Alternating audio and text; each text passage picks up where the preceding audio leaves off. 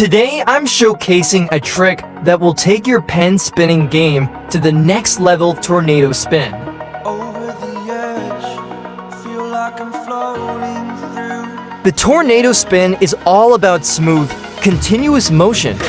As you start, keep the pen balanced between your fingers, letting it glide in a circular path. The key is to maintain control while the pen spins rapidly around your fingers. Focus on keeping your hand steady with small, controlled movements.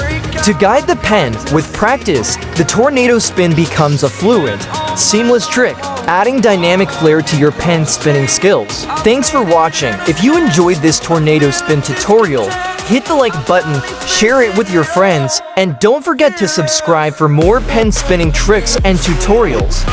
Keep practicing and see you in the next video.